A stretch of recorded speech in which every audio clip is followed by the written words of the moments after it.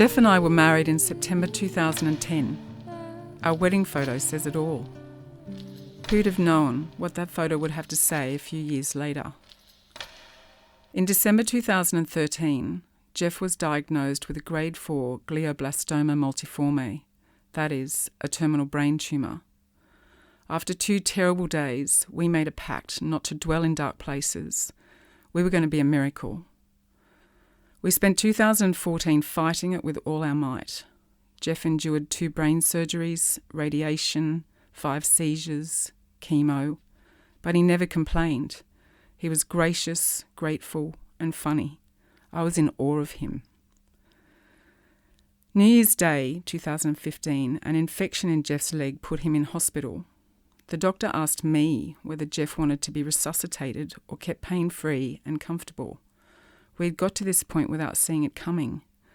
Suddenly I was solely responsible for Jeff's life and death. He had said to me that I would know what to do. He trusted me. Jeff remained bedridden from then on. I advocated for him to move out of the public system into palliative care until he could come home, but he couldn't leave with an infection. On day 5, the nurses put Jeff into a chair to mix it up. I left him after lunch. 4 hours later, I found him fallen from the chair and tangled up in the furniture. Who knew how long he'd been there?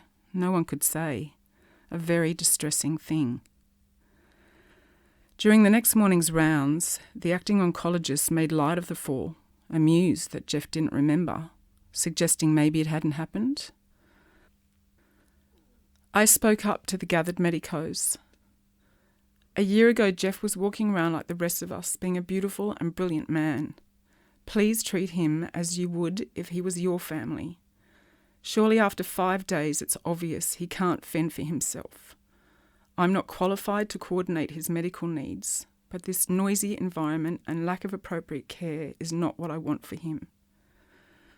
Afterwards, the cancer liaison nurse said, "Keep that up."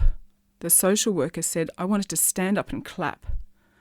They congratulated me for having the courage to speak up and for the job Jeff and I had done on our own over the past year. They said I had them all sitting up taking notice and it was really good. I felt heard. The next day, Jeff smiled at me from our wedding photo as I left home. I took the canvas with me into his hospital room.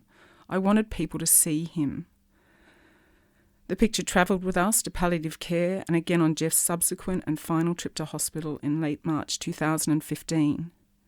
One young doctor said he would never forget that photo for the rest of his life.